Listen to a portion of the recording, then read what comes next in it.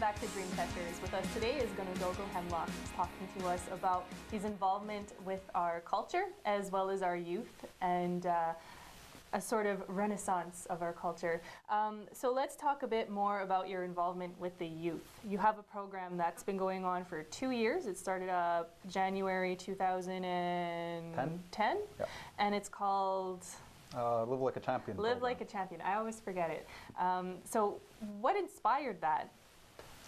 It just happened by chance. It was just flipping through a magazine and I seen an ad for it.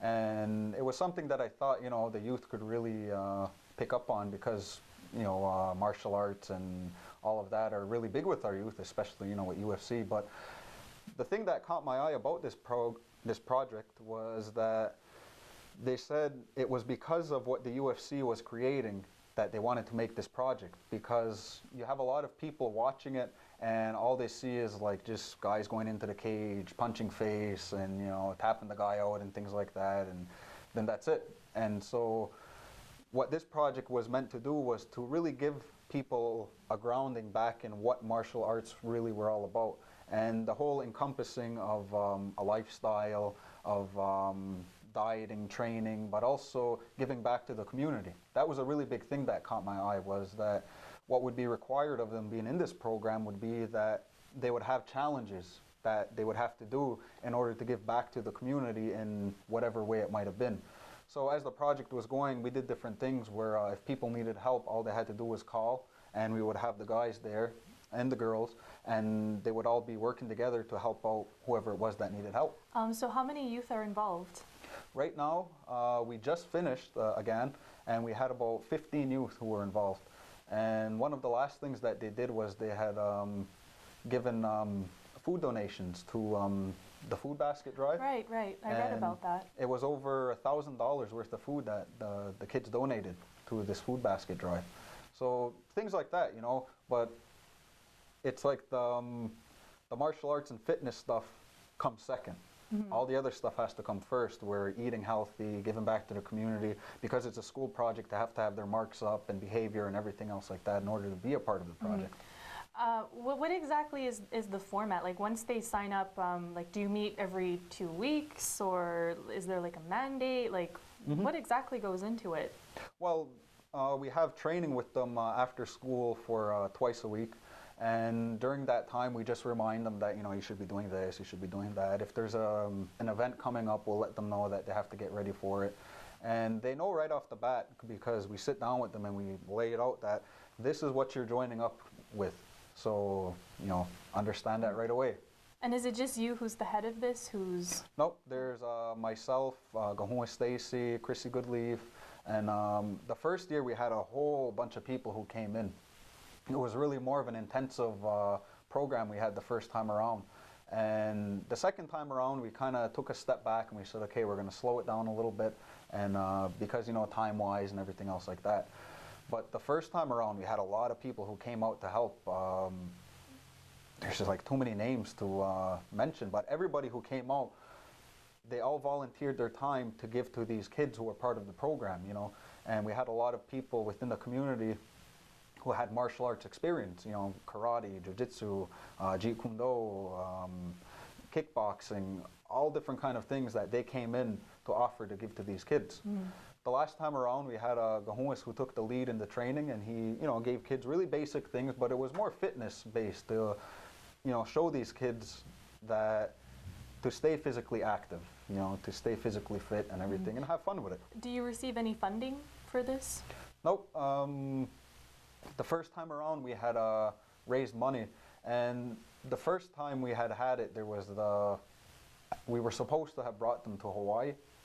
We hadn't raised enough funds to do it, but we ended up bringing them to Boston, to the UFC Fan Expo, and so they spent the whole day out there. And is that a requirement for the program to raise funds to support it, or is that just like an offshoot, something that you incorporated into it? It was incorporated because they were supposed to have gone on this trip, but because we couldn't make it, they were fundraising, and we had shirts made up, t-shirts, sweatshirts, different things, and so whatever little funds we'll get, we'll get from the t-shirts and things like that.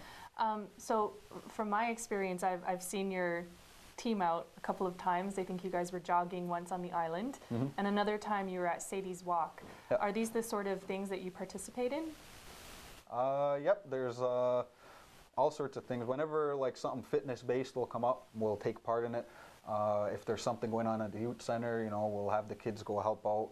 Like every year they've been helping with the haunted house, you know, keep that thing going. And the winter carnival, they'll take part in different events, but also volunteering their time. You know, they're giving back. Speaking of giving back, I just feel like you've given a lot to our community culturally. You've been helping the youth, you've been keeping our traditions alive.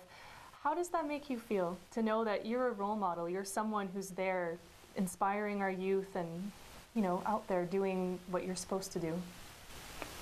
I don't see myself as a role model. I don't, you know, I just do it because this is what I was raised to do. And, you know, I enjoy doing it.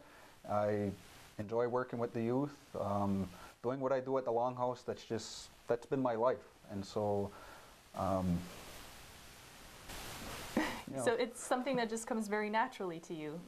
yeah, I guess so. Yeah. I guess you could put it that way. What kind of advice would you give to someone who wants to do what you're doing, someone who wants to get more involved with the Longhouse and helping our youth and instilling those values in them as well?